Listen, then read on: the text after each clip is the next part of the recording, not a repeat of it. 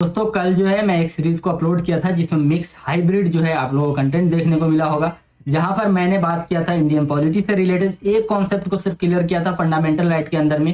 उसी तरीके से आज भी मैं कवर करने वाला हूँ इंडियन पॉलिटी से, इंडियन हिस्ट्री से, और दोनों को इंटरलिंक जो है, दोनों का क्या कनेक्शन रहा है हिस्ट्री में, मॉडर्न हिस्ट्री से उठाऊंगा मैं, और उसके बाद में इंडियन पॉलिटी में हम लोग जाएंगे। और साथ ही साथ जो है आज हम लोग पॉलिटी की भी एक सेशन को कवर करेंगे, मतलब एक जो है टॉपिक उसको भी कवर करेंगे, और साथ साथ जो यहाँ से बेसिकली क्वेश्चन बन जाते हैं उसको भी, एंड जो है रीजनिंग का एक जो कॉन्सेप्ट आपको मिलेगा कोडिंग डिकोडिंग से रिलेटेड उसको भी हम लोग आज कवर करने की कोशिश करेंगे।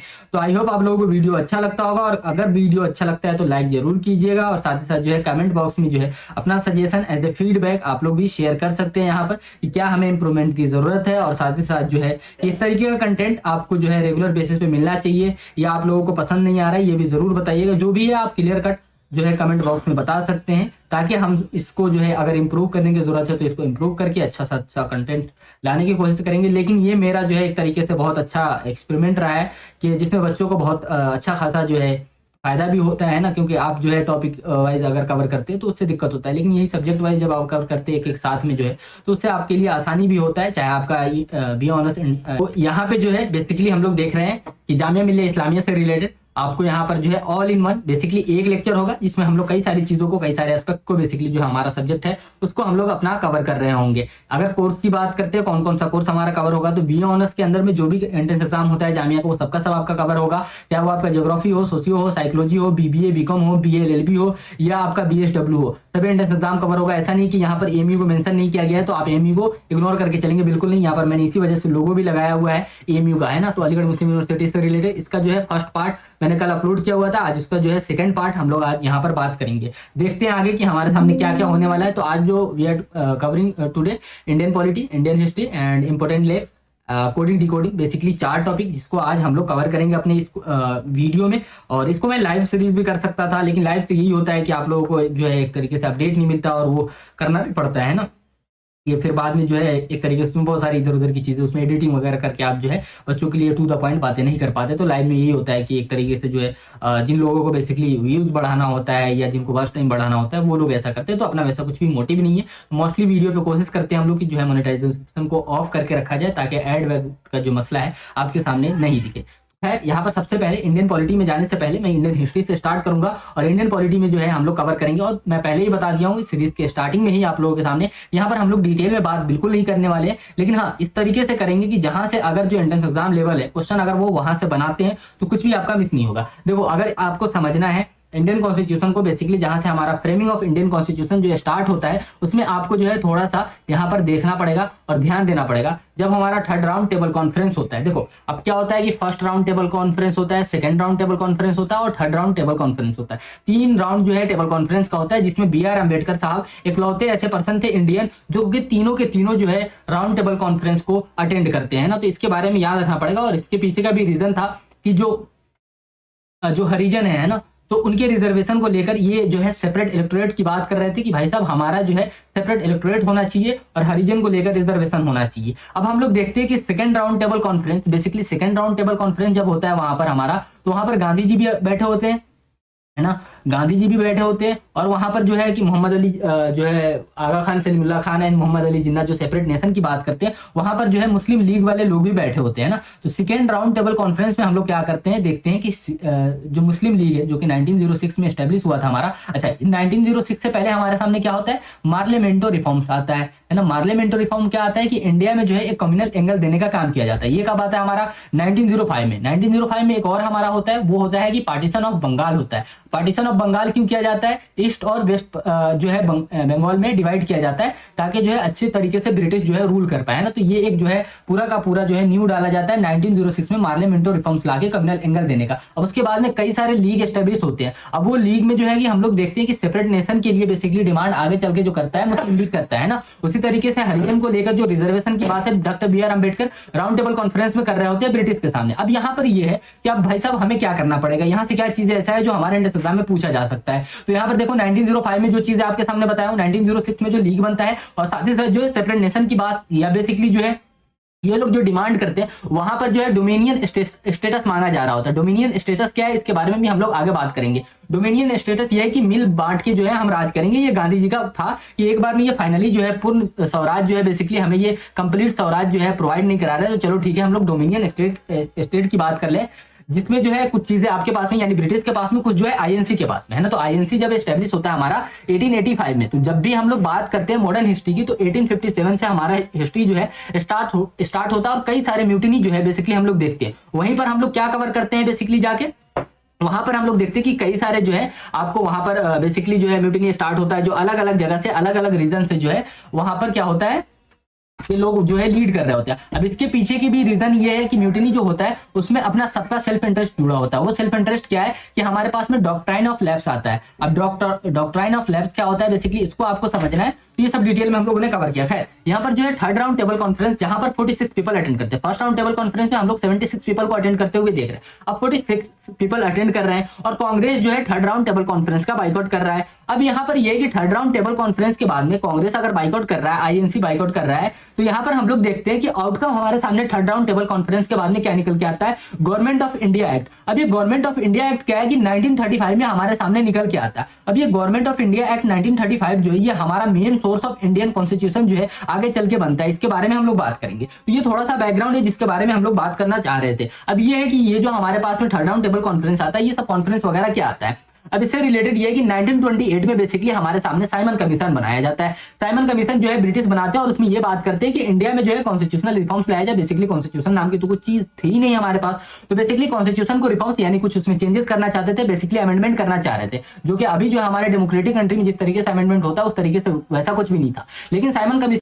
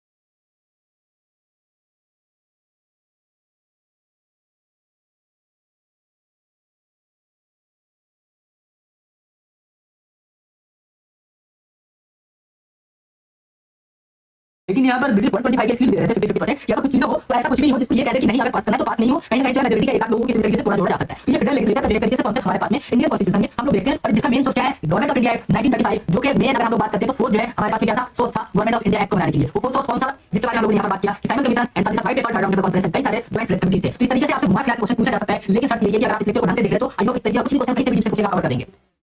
अब प्रोविंशियल ऑटोनॉमी क्या था हमारे पास में, अब प्रोविंशियल ऑटोनॉमी जो देखते हैं तो ये एक तरीके का एक्ट था जिसको इनेबल किया गया हुआ था प्रोविंशियल गवर्नमेंट के लिए, responsible only to provincial legislature and the help them break free from external control and institution. अब देखो कि प्रोविंशियल ऑटोनॉमी, इसको हम लोग आसान तरीके से ये समझ लेते हैं कि एक तो हमारे पास में यूनियन का जो है बेसिकली है जिसमें सेंट्रल गवर्नमेंट का एक तरीके से इन्वॉल्वमेंट होता है ना, कुछ तो हमारे पास में ऐसे है जहां पर सिर्फ स्टेट का मसला होता है ना, तो ये स्टेट जो है एक तरीके से प्रोविंशियल ऑटोनॉमी उस टाइम में हुआ करता था। अब वहां पर अलग अलग इलेक्शन हुआ करते थे, वहां पर जो अलग अलग एक तरीके से मिनिस्टर वगैरह जो है, अभी हमारा चीफ मिनिस्टर जो बन के आते हैं वहां पर जो है उसके हेड बन के आते थे, ताकि जो है ये यूनियन जो है उस स्टेट के किसी भी एक्सटर्नल मतलब जो है इंटरनल मसले में एक्सटर्नल जो है कंट्रोल ना कर पाए, यानी बाहर का कंट्रोल, स्टेट में बाहर का कंट्रोल, ये बाहर का कंट्रोल कौन कर सकता है, यूनियन कर सकता था, जिसको रोकने के लिए प्रोविंशियल ऑटोनॉमी बनाया गया। जिस तरीके से अभी स्टेट गवर्नमेंट अगर कुछ चीज को चाहे कि हमारे स्टेट में पास नहीं होगा, अगर यूनियन गवर्नमेंट ने लॉ बना दिया है तो वो क्या कर सकते हैं कि अपने असेंबली में बेसिकली अपने विधानसभा में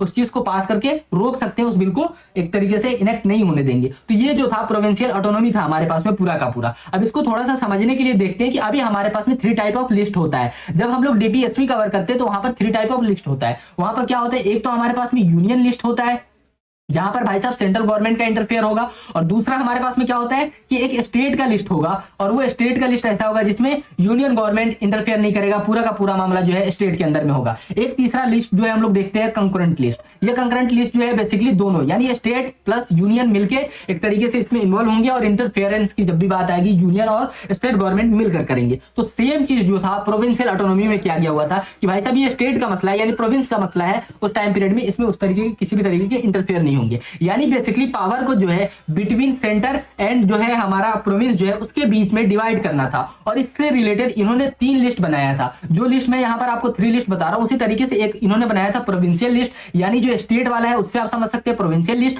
जिसमें 45 आइटम्स हुआ करते थे, यानी उस समय में 44 जो है स्टेट यानी प्रोविंस का मसला होता था। एंड साथ ही साथ जो है कंकरेंट लिस्ट बनाया गया जिसमें 36 हुआ करता था उस टाइम पीरियड में। कंकरेंट मतलब जो है प्रोविंशियल ऑटोनॉमी जो है उसमें एक तरीके से इंटरफेयर कर सकता है। और साथ ही साथ जो है फेडरल लिस्ट यानी जो यूनियन का लिस्ट होगा, फेडरल लिस्ट में क्या होता था कि 59 आइटम्स हुआ करता था उस टाइम पीरियड में ना, तो फेडरल का इंटरफेरेंस जो है प्रोविंस में नहीं होगा और प्रोविंस का इंटरफेयर फेडरल में नहीं होगा, और कंकरेंट जो होगा प्रोविंस प्लस फेडरल दोनों मिलकर करेंगे। इसको समझने के लिए सबसे आसान एग्जांपल जो यूनियन लिस्ट वाला जो मैं आप लोगों के सामने दिया हूं इसको आप समझ सकते हैं।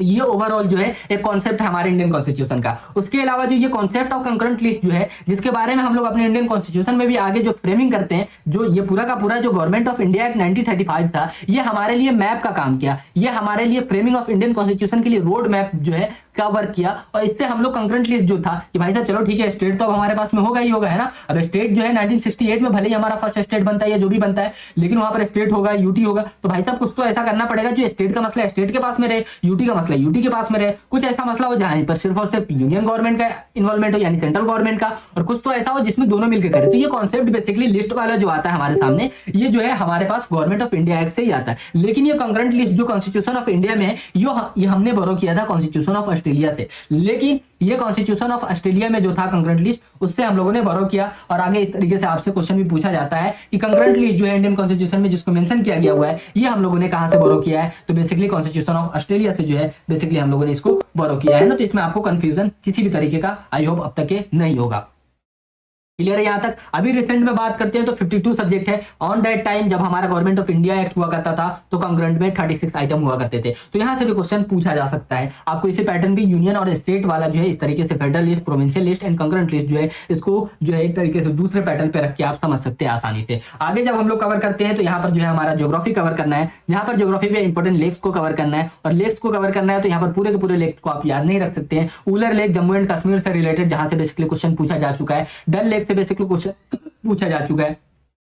आगे हम लोग ये पूरा का पूरा मैप समझ लो, पैंगोंग तो लेक ये जो है यूज में था, इसके बारे में क्वेश्चन पूछा जा सकता है आपसे। सांभर लेक से क्वेश्चन पूछा जा सकता है। चिलिका लेक जो है उड़ीसा क्या है बेसिकली, यहाँ से क्वेश्चन बना हुआ है। लोनार लेक जो है यहाँ से क्वेश्चन पूछा हुआ है। पुलिकट लेक जो है यहाँ से क्वेश्चन पूछा हुआ है, और वेम्बार्ड लेक जो है यहाँ से क्वेश्चन पूछा हुआ है। आस्तामुदी लेक जो है यहाँ से क्वेश्चन पूछा हुआ है, और साथ ही साथ जो है आपको यहाँ पर एक और लोकटक लेक जो है यहाँ से क्वेश्चन पूछा हुआ है। ये कुछ लेक है जहाँ से बेसिकली क्वेश्चन पूछा हुआ है। आगे हम लोग इसको भी देख रहे हैं कि किस तरीके से जो है इसको याद रख सकते हैं। अब देखो कि लेक हम लोग देखेंगे, और साथ ही साथ कौन से स्टेट यूटी से बिलोंग करता है और उसका टाइप क्या है, फ्रेश वाटर है, ब्रैकिश वाटर है, या ऑक्सबो है, आर्टिफिशियल है, किस तरीके का लेक है, किस टाइप की लेक में ये आएगा। तो कोलेरू लेक इसको आप मिस भी कर सकते हैं, लेकिन पुलिकट लेक इसको आप मिस नहीं कर सकते। आंध्र प्रदेश में सिचुएटेड है और ये एक तरीके का ब्रैकिश वाटर लेक माना जाता है। नागा अर्जुना सागर लेक जो कि आंध्र प्रदेश एंड तेलंगाना के बीच में है, जो कि फ्रेश वाटर लेक है। उसके अलावा जो है आपको सरदार सरोवर लेक जो कि गुजरात से रिलेटेड है, और ये आर्टिफिशियल फ्रेश वाटर लेक, इसके बारे में आपको पता होना चाहिए। चंद्रताल लेक जो कि जहां पर टिक कर रहा है उसको याद रखना, हिमाचल प्रदेश में सिचुएटेड है और ये फ्रेश वाटर लेक है।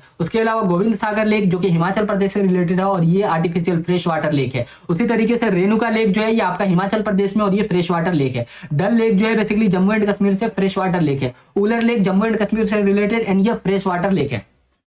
आगे जो हम लोग देखेंगे चिलिका लेक जो कि उड़ीसा से रिलेटेड है, इसके बारे में आपको पता होना चाहिए। उसके अलावा पुष्कर लेक जो कि राजस्थान से रिलेटेड है और ये आर्टिफिशियल फ्रेश वाटर लेक है। सांबर लेक राजस्थान से रिलेटेड है और ये सॉल्ट वाटर लेक है। इसके अलावा जो है तो सोंगबो लेक सिक्किम से रिलेटेड है और ये फ्रेश वाटर लेक है। उसके अलावा जो है आपको हुसैन सागर जो कि तेलंगाना से रिलेटेड है और ये आर्टिफिशियल फ्रेश वाटर लेक के अंदर में आएगा। गोविंद बल्लभ पंत सागर उत्तर प्रदेश से रिलेटेड और ये आर्टिफिशियल फ्रेश वाटर लेक है। ये जितना भी मैं आपको बताया, भीमताल को भी आप याद रख सकते हो, ये उत्तराखंड का इकलौता लेक है जहां से क्वेश्चन बना हुआ है, तो ये भी फ्रेश वाटर लेक है। तो बेसिकली ये कुछ लेक जो कि ज्योग्राफी से रिलेटेड, इसके बारे में भी हम लोगों ने कवर कर लिया। अब लेक्स को समझना आपको, तो ये मैप जो है पूरा का पूरा कहाँ कहाँ पर सिचुएटेड है। अगर आपको स्टेट याद है तो इस तरीके के पूरे मैप से जो है आप इसको देख सकते हैं, बहुत आसानी से आप जो है इसको याद भी रख सकते हैं। खैर अब थोड़ा सा जो है हम लोग आगे बढ़ते हैं, और आगे जो है बेसिकली हम लोग क्या कवर करने वाले हैं, आगे जो है हम लोग डिसाइड करने वाले हैं कि जो है हमारा बेसिकली कोडिंग डिकोडिंग जो है एक बहुत ज्यादा इंपॉर्टेंट है entrance exam point of view से, इसको समझना है। अब इसको किस तरीके से सॉल्व कर सकते हैं, जब भी कोडिंग डिकोडिंग आप सॉल्व करने जाते हैं वहां पर याद रखना पड़ेगा आपको अल्फाबेट एंड अल्फाबेट के नंबर को। अब ये कई तरीके से हो सकता है, एक तो आप सिस्टमेटिक जो है ऑर्डर में चलो, एक तो जो है आपको जो है उल्टे साइड से, यानी जो है एक तो यानी पिरामिड, यानी जो बेसिकली इस तरीके से चल रहा है ना, या तो आपको यहाँ पर या मतलब पीछे से चलो, या तो आप ऊपर से चलो, या तो नीचे से चलो। ये जो है बेसिकली डायरेक्शन होता है जहां पर इसको आप ऐसे और ऐसे इस एरो से समझ सकते हैं। अब एक जो है एक नंबर पे आता है, लेकिन इसका मतलब नहीं कि ये नंबर पे आएगा। अगर इसको उल्टा स्टार्ट करते तो 26 पे ये आएगा, 25 पे भी आ सकता है, 24 पे भी आ सकता है, ये 23 पे भी आ सकता है। मीन्स इसके कहने का मतलब ये है कि डी का नंबर सिर्फ 4 और 4 याद नहीं रखना पड़ेगा आपको, ये 23 भी याद रखना पड़ेगा। यानी उल्टे तरफ से अगर चलते हैं तो ये हमारा डी जो है 23 नंबर पे आ जाएगा, है ना। तो ये चीजें भी आपको याद रखना पड़ेगा। चलो ठीक है। और साथ ही साथ जो है ए का अपोजिट क्या होता है, जेड होता है, एम का अपोजिट क्या होता है, एन होता है। तो ये बेसिकली जो है एक तरीके से फॉर्मेट होता है कोडिंग डिकोडिंग को सॉल्व करने के लिए, और मैंने इसको बहुत अच्छे से पेड वाले में कवर कराया, और वहां से जो भी जामिया से रिलेटेड क्वेश्चन पूछेंगे वो सबका सब कवर हो सकता है। अब यहाँ पर कोडिंग डिकोडिंग में सिर्फ और सिर्फ जो है बेसिकली आपका यहाँ पर अल्फाबेट नहीं चलता, यहाँ पर कई सारी और भी चीजें चलता है। बेसिकली इसको समझने के लिए आप देखो कि इस तरीके से समझ सकते हो। कोडिंग जो डिकोडिंग होता है इसको समझना है आपको, तो इसमें आपको ये देखना पड़ेगा कि कोडिंग किस बेसिस पे क्या है, यानी जो क्वेश्चन है वो किस पैटर्न को फॉलो कर रहा है, वो पैटर्न फॉलो कर रहा है, उसी पैटर्न को फॉलो करके आपको क्या करना पड़ेगा कि जो सुलझाना पड़ेगा, जो मिसिंग होगा उसको फाइंड करना पड़ेगा। कई बार जो है मोस्ट प्रोबेबली 99% टाइम क्या होता है कि जामिया के एंट्रेंस एग्जाम में और एमयू के एंट्रेंस एग्जाम में यहां से एक क्वेश्चन आपको इस साल भी दिखने वाला है, और कोडिंग डिकोडिंग में क्या होता है कि उसका आंसर आपके क्वेश्चन में ही रहता है। तो क्वेश्चन को ध्यान से देखना है, कोडिंग डिकोडिंग हो, नंबर सीरीज हो, चाहे अल्फाबेट सीरीज हो, कोई भी क्वेश्चन हो रीजनिंग का, बेसिकली आप क्वेश्चन को देखेंगे आप बहुत इजीली सॉल्व कर देंगे। अब यहाँ पर जो है बहुत सिंपल सा मैं समझाने की कोशिश कर रहा हूं, MEKLF, इसको इन्होंने किससे कोड किया है, 9, यहां पर देखो बोर्ड, एक मिनट बस, ठीक है, 9 1, एक मिनट 7, ये आ गया 7 8, और उसके अलावा 2। अब यहां पर देख रहे हो 2 3 5 और यहां पर 5 है ना, तो यहां पर एम को इन्होंने 9 से किया है। अब यहां पर देखो कि दोनों में कोडिंग में सेम क्या क्या है ना।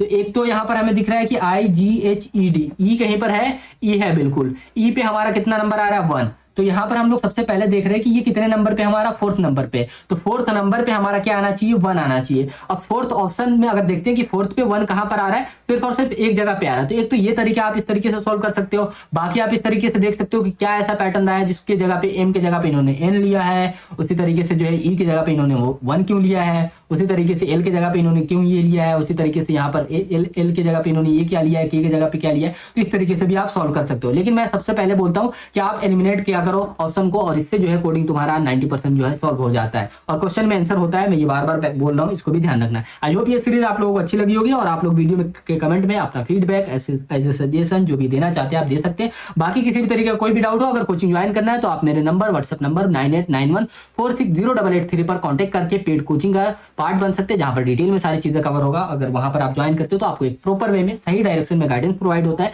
सिर्फ गाइडेंस प्रोवाइड नहीं होता, आपको लाइव क्लासेस भी मिलता है और रिकॉर्डेड क्लास भी मिलता है आपको। और recorded class any time anywhere आप जो है उसको एक्सेस कर सकते हैं। और साथ ही साथ जो है PDF नोट्स होता है, और PDF नोट्स के साथ साथ आपको मॉक टेस्ट भी मिलता है। मॉक टेस्ट के साथ साथ जो है आपको एक तरीके से क्लास टेस्ट भी मिलता है। तो ये सारी चीजें आपको अवेलेबल कराया जाता है। तो ये पेड कोर्स का पार्ट है, आप वहां पर कनेक्ट हो सकते हैं, मेरे साथ जुड़ सकते हैं। Thank you for watching everyone. I hope आप लोगों को वीडियो अच्छी लगी होगी।